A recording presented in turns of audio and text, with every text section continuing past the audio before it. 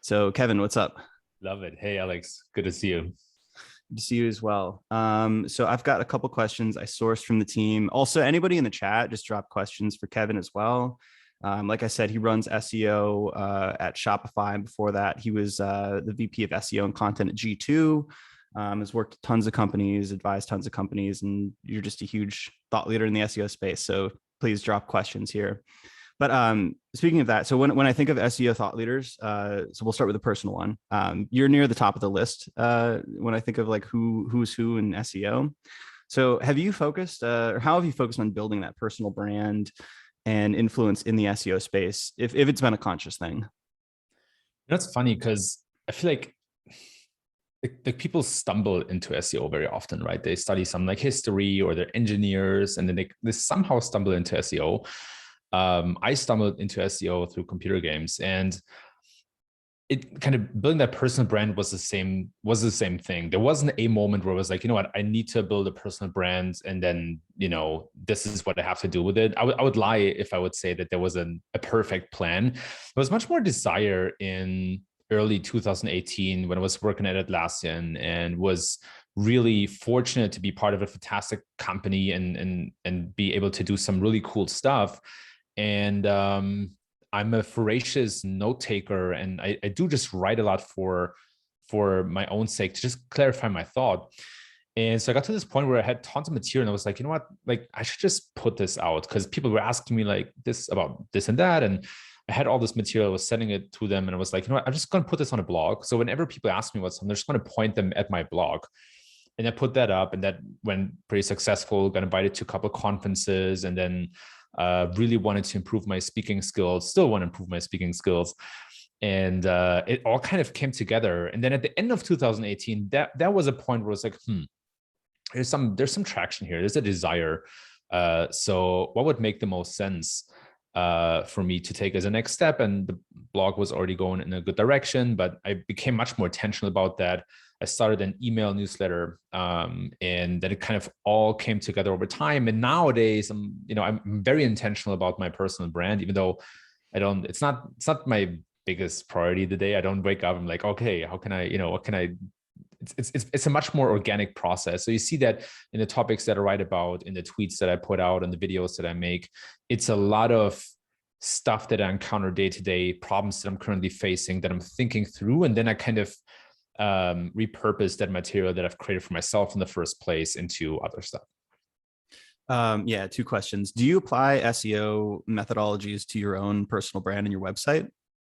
No, not at all. And I find it a little bit kind of freeing. It's almost like when you're a Michelin star chef, you don't come home and you cook a Michelin star like 5-course menu for yourself. You really just want to like eat something that fits the moment, and it's very similar with my own stuff. So you'll see that most of my content is actually not very keyword targeted. It's much more thought leadershipy or in the moment, and I kind of enjoy that, right? Because at work it's so much more rigid, and so for myself, I really just want to like put out what feels right in the moment.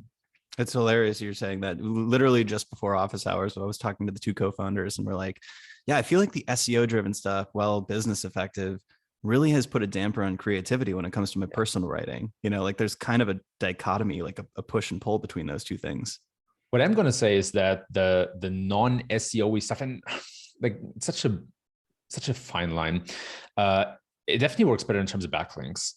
I have this kind of theory that when something looks too optimized, that people are just more hesitant to link to it. Whereas if something looks more like, unoptimized, and we can argue about what that actually means, people are just more open to link to it. So I'm trying to, what I do with my personal stuff is that I hack around a lot, and I just try out some things. It could be things like CMSs or tools, but it can also just be like, hey, what happens if I do this to a title or do that to a featured snippet? It's a much lower risk. Whereas, the sites that I work at, it can just, there's a higher bar. You have to like set up an experiment. You have to like really think it through, some success criteria. And for my own stuff, I just make the change. I have a scrappy, I don't know, doc or spreadsheet, maybe it's a post-it somewhere, and just see what happens. So I kind of also use my personal projects to just hack around and just try out stuff. I used to do that when I was at HubSpot too. Like when I went on to try out like a new analytics implementation or a quick experiment, I would test it on my own site as opposed to trying to, break the website of a public company. So I feel like that's actually a really underrated benefit of having your own personal website or side project, is you get kind of a sandbox to play in and learn new things, and then you can bring those to the company you work at. So yeah. And I would argue every SEO should have that sandbox. Mm-hmm. Everyone. When I started in SEO, I started with a traineeship at an agency, and the first thing that I had us do in the very first week was set up some side project. Could be a blog, could be a shop, could be something to just learn from, and that helped me tremendously over the years. It's something that I would suggest everybody do. You mentioned kind of offhand that you got into SEO via computer games. Can you explain more how that worked? Yeah, I was, when I was I grew up in the Game Boy area, Sega Mega Drive, Super Nintendo, that kind of stuff. And when I was a teenager, I hit this sweet spot where, so I was born and raised in Germany, for context. And when I was a teenager, I hit a sweet spot where broadband internet became available in Germany. And that was huge for, everything that we do today, but also for gaming. And I was part of a gaming clan or group with my friends, and we wanted to play online. We wanted to play tournaments. You needed to have a website to register at a tournament. And so I became the guy to just figure out how to build a scrappy website. And that set everything off. I taught myself very basic HTML, a bit of CSS, some Photoshop, and then I got soaked into this hole. And at some point, I discovered this thing that's web analytics, and I saw, there's this referrer called Google. Like, what's that about? And so I really stumbled into this world that is SEO. And back in that was over 10 years ago, way over 10 years ago. It was SEO was very hacky, dark magic back then. It did not have a good reputation at all. And so if I look back over my career, I just got very lucky that this even became a thing and blew up. Back at the time, it was not a very popular decision. My parents were not sure what I was doing there. And it turned out to be good. Yeah, it reminds me, I feel like I've talked to so many people who learned HTML and basic web development via MySpace back in the early days when you could customize your background and add songs and stuff like that. So it's so funny how sometimes the roots of our careers are so innocuous and seemingly like trivial, right? But then they blossom into this crazy industry. Yeah, that's what I'm saying. Like, most people stumble into SEO. Maybe it's a little bit different these days, but certainly, back in the days, that was more the case. And for some weird reason, a lot of SEOs were DJs at some point. So there's some interesting patterns across the board. I haven't figured that out all the way yet. I've 100% noticed the DJ thing with SEOs, and also just audio kind of technology in general. Something I've noticed with CRO and growth is there's a lot of musicians, or like people who are formerly in bands. And I wonder if there's some like synergistic thing between like left brain and right brain going on there. I actually talked to Dan Schur about that on the podcast, and he was saying the same thing. It's like, yeah, they has to talk to you. I did the same thing. I was club DJ for many years and produced music and all that kind of stuff. I don't know what it is. Maybe it's just technical aptitude, or maybe it's this like idea of hacking music together, remixing music, right? You find the same element of remixing, a lot of content marketing today's skyscraper technique. That's basically a remix. So there's something that kind of carried over. Maybe it's also the times. I don't know. Like, there's some interesting factor. You mentioned the skyscraper technique. Do you think that is relevant in 2021? And if so, why? And if not, what other SEO strategies are you seeing that are maybe replacing that? Does that still work? Probably yes. And I want to take out the probably. It does still work today. Is it a competitive advantage for a company? Definitely not, right? I went on a little bit of this like rant a couple of months ago about what I call commodity content. And it's basically just the idea that everybody can create content these days. And that means that some content is just very easy to replicate, right? Recipes is an example, but also skyscraper stuff, right? If you look at a statistics article about something, and you just go and you just add like, you see that all the top ranking articles, they display 30 statistics, and you just add 40 statistics, right? Like that's that might work for a while, but then somebody else just comes up and one-ups you, and they just add 50 statistics, right? And this is kind of like this downward spiral. There's no kind of real end in sight. And sure, you can play that game, and if you can solve that problem with just more people or more money. Like you can, as a big company, sure, you can compete in that and maybe win that race, but it's not what I would see as a content strategy that becomes a moat, right? Like there's some content out there just that can only be created by maybe one company or three. And that's much more interesting in my mind. How can you think about stuff that nobody else can replicate because nobody has, for example, access to the data? Mm-hmm. I think that's a much more defendable one and also a much more successful strategy. And then on top of that, in the last 5 years, we saw this rise of trust as a factor.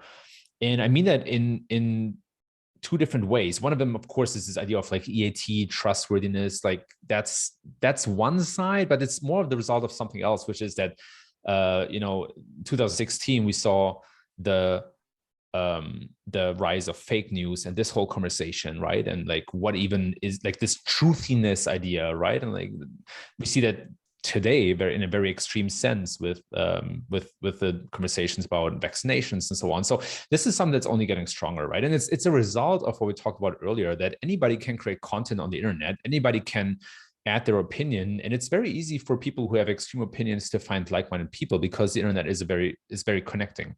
So all of that mixed together, right? You see the rise of blockchain and cryptocurrencies, like is another kind of trend that fits into this meta trend. And so there's a long way to say that people want to trust expert or seek expert opinions, let's put it this way, authorities and brands who are trustworthy.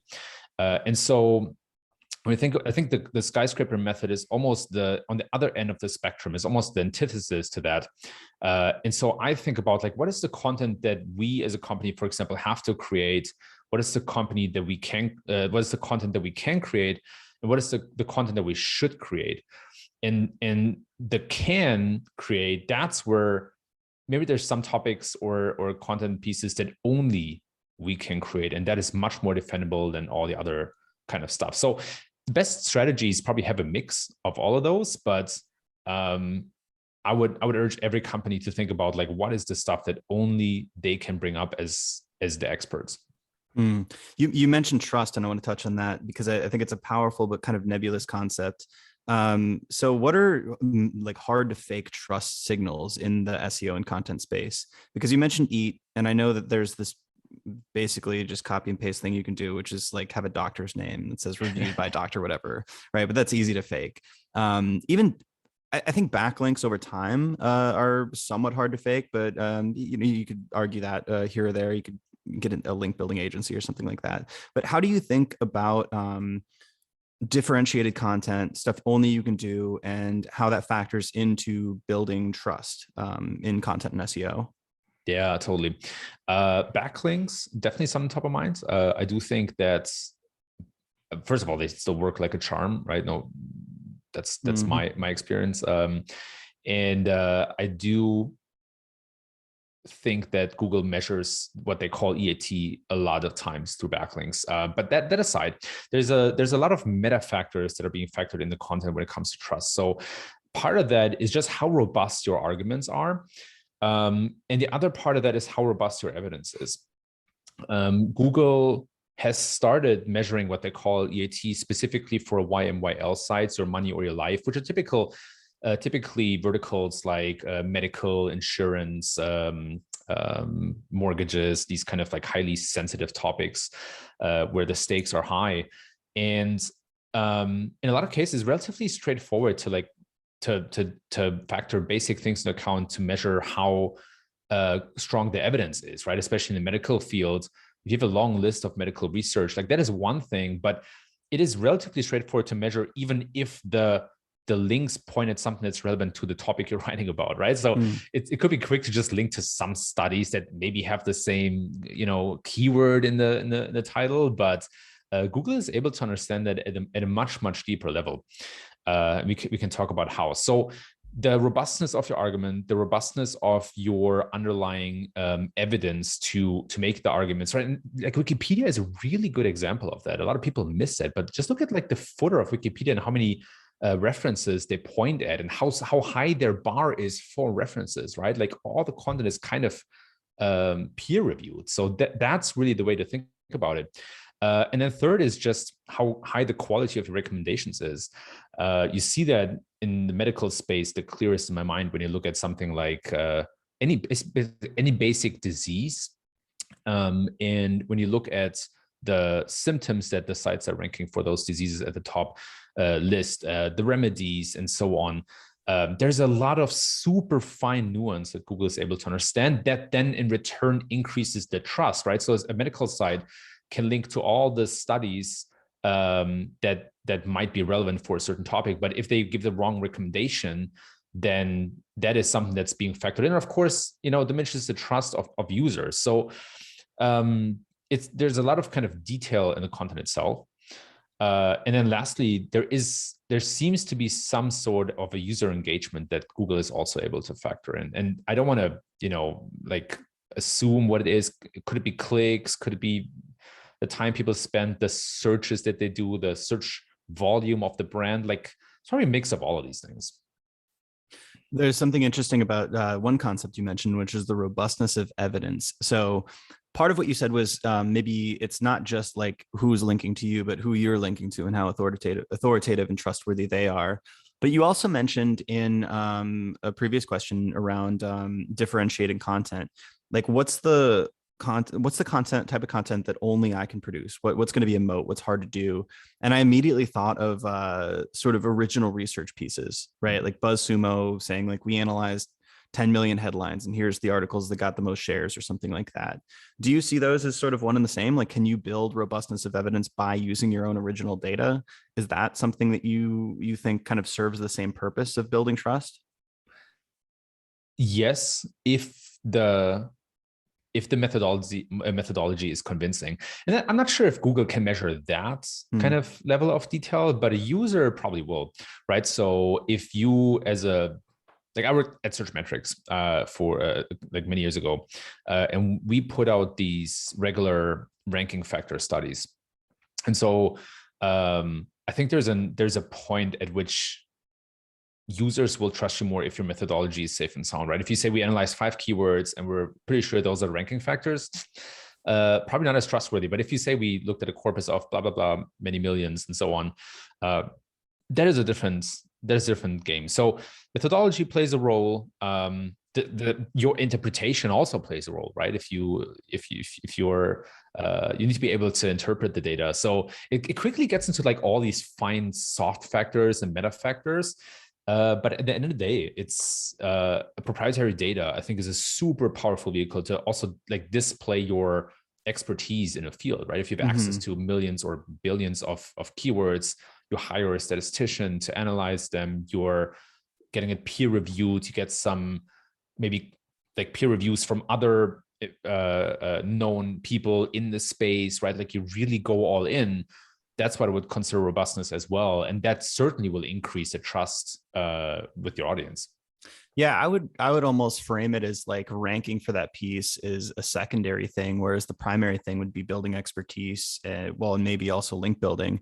It's like if Shopify puts out a study on like, hey, we analyzed like all of our customer data and here's the factors that lead to higher add to cart rate. I don't know what the study would be, right? But if you've got some proprietary information on like how e-commerce like retailers can be more successful online, one, people are going to go to that and they're going to trust that, and that's going to be a valuable piece of content for them. So there's that expertise factor. But two, I would expect that e-consultancy and all the other websites that are talking about retail are going to link to that as well, because it's just simply an interesting statistic, an interesting citation that they can use for their articles as well. 100%. And then the 1-2 punch here is to then use it as a pillar and build more keyword targeted content around that as a cluster, right? So when you have this retail study, right, then writing content about like what is retail, how to do blah, blah, blah, like all these kind of things, and then referencing that study and linking from the study back to those pieces, that then makes a lot more sense, right? So to bring it back to trustworthiness and an SEO driven content strategy, right? You can use that as the stem for your branches, right? And the branches are then a bit more topic or keyword focused, but having that own study, that own proprietary data, in my mind, will make you much more likely to then rank for these other keywords. Right? So you can play that in a smart way. Is that the concept of like link juice, right? Like if you build a piece of like link bait content, link very highly, or in the URL structure, right? Like maybe it's a subfolder on like a big piece of content that's like a product page, and just simply creating that piece of content that's going to build more links. And if you link to that product page, like hopefully some of that link juice passes to the product page. Yeah, absolutely. And so in my, like what a lot of people miss in my mind is that the stronger your pillar, the stronger all the clusters will be as well. And so it makes a lot of sense for me to invest a lot of time and effort up front, maybe even a lot of money, to have the most robust pillar ever, because my clusters will benefit from it. And that's then what I would consider a kind of a mode or a competitive strategy, because it's going to be so hard for anybody else to replicate the pillar while everybody actually just focuses on the clusters, if that makes sense. For sure. So we're gonna have to do a full podcast on like crazy technical kind of SEO stuff later. But I want to shift up because I know we wanted to talk about leadership and team structure and all that stuff. So you wrote a blog post that I read called "How to Lead Others Helped Me to Lead Myself," right? About leadership lessons that helped kind of make you a better person. So since coming to some of these leadership roles at G2 and Shopify now, what are some of the leadership principles that you've established through these managerial roles? And like, how do you approach managing and leading an SEO team? Yeah, it's a good point, and I want to preface that by saying that a huge thing that I learned from you over the last couple of years is that growth can also happen on the meta level, on the like within leadership, right? So we think about growth, we're actually thinking about the methodology of growing a company, bringing more customers, retention, monetization, all that kind of stuff, right? That's what I would call the discipline of growth. What I have learned that was new to me a couple of years ago is that you can apply those same principles to your organization or company, and in fact, your output will have such a higher quality if your team is in good shape and you have high quality input. It's such a simple concept in theory, but it's such a revelation to understand how the machine kind of produces another machine, if that makes sense. I can elaborate on what exactly I mean here, but in essence, the level of leadership is so important for even just the hard results that you achieve as a company or as a team. And so you mentioned principles, and that is also the title of one of my absolutely most favorite books ever, which was written by Ray Dalio. Absolutely mind blowing, and I read that, I don't know, 4 or 5 years first time, and I started to actually establish my own principles. So I have a document where I have my own work principles, and those are lessons, hard learned lessons that basically I want to not learn another time, right? Like basically that I want to internalize. And so I have a couple of documents that help me do this. I have a cheat sheet, which is just like a list of like 25 principles that I want to remind myself to every day, or basically constantly. I always have that open on the side. So whatever I do, when I work or when I talk, I always remind myself of these like 25 things I want to keep in mind. And it can be something super snappy and short, like let's see what I got here. Delegate well with clear agreements. Are those are those reminders for yourself, or do you share those with the team, or what's the purpose of those? Those are reminders for myself, and those are just things that I want to pay more attention to, that I that are either a weakness or something that I learned in a hard way, or hard won lessons that are like really distilled into a very snappy sentence, right? Like set the bar high, send pre-reads, keep it simple, lean into problems. Like it's this like very kind of short reminders. But for me, I know exactly where I need to take this, whatever I do. You're familiar with Naval Ravikant, yeah? Yeah, of course. So I think he started his Twitter or tweeting basically to do that same thing, where he's like, I don't want to learn these lessons over and over again. So he would kind of like create these pithy tweets for lessons that he wanted to remember, these very, very truncated pills that would, basically allow him to remember those things from then on. We try to do the same with our agency, but we're trying to share them with the team as well. Yeah. I would say they've mostly functioned as reminders for us, the co-founders. But one of my favorites is we mention this all the time. We say this should be fun. Like we're sitting around like fucking hating our lives for weeks on end and doing work that we hate doing. We should, take a step back and think like, what are we doing? Like, this should be fun. We're choosing to do this, Totally. And it's really cool how those things do kind of like rise to the salience of your mind and kind of remind you to take a step back and, live by those principles. It is absolutely crucial. It is absolutely crucial. Like if you want to be successful and you haven't worked on your principles, man, you're going to have a hard time. And there's a good reason for that. So to build the bridge back, I earlier said that, what I really learned is that the machine builds the machine. And so when we think about growth, the basic idea is to have high impact and use feedback signals to quickly iterate, right? So you need a signal, you need to like do something and see, does it work or not? And if it works, okay, how can we take it further? And how can we take it further? How can we take it further? The idea of principles is the exact same thing, right? The idea of principles is, okay, I have some strengths and weaknesses. In the past, I learned some hard lessons by failing, basically by burning my fingers. And by writing these principles are basically what you learn from hard lessons, right? So that you don't fall into that same problem again. And that is, the hard lessons are the feedback loop to the machine, right? So you can establish those principles for yourself to become a better leader, better SEO, whatever. You also establish those principles for your team. So I love that you're doing that. We're doing that as well at Shopify, and have different principles sometimes for different teams. And they have to be custom, right? It's like those principles shouldn't be something like love the customer or something. It has to be, it has to be a hard-won lesson. That is kind of the key point about principles.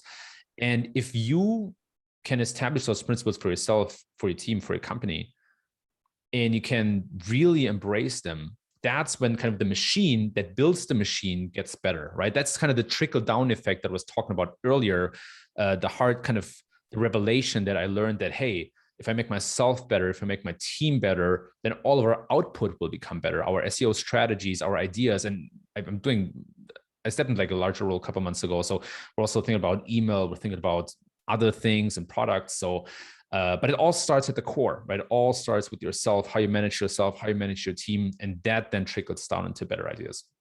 How do you not only instill those principles into your team, but have the team embody those? Because I think like every company's got like a list of principles that they may print out on the wall. And I think that, people can parrot them, but sometimes don't actually like really believe them or live by them. So how do you really get them to embody those values? And kind of related, it sounds like if I could sum up this attitude towards like growth on teams, it's kind of a growth mindset of sorts, right? But with the more formalized like feedback mechanisms.